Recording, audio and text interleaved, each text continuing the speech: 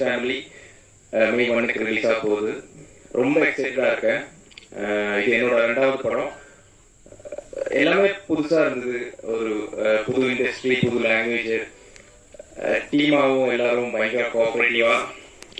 First இந்த படம் பண்ணணும் ஒரு இது வந்தது அக்னிப்ரோவோட நரேஷன் தான். இந்த அவருக்கு இந்த படத்து மேலே எவ்வளோ கான்ஃபிடன்ஸ் இருந்தாங்களோ அந்த கான்ஃபிடன்ஸ் அப்படியே நம்ம மேலே ஸ்ப்ரெட் பண்ண மாதிரி இருந்துச்சு.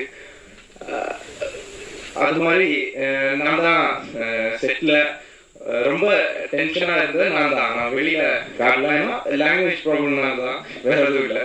ஆனால் அந்த ஒரு ஃபீல் எனக்கு கொடுக்காம ரொம்ப சப்போர்ட்டிவாக இருந்த இந்த அக்னிப்ரோ மட்டும் இல்லைன்னா இந்த கேரக்டர்னால பண்ண முடியாதுன்னு நான் நினைக்கிறேன்.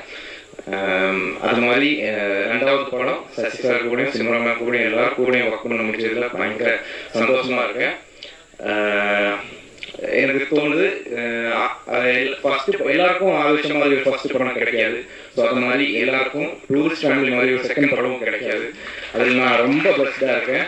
தேங்க்யூ.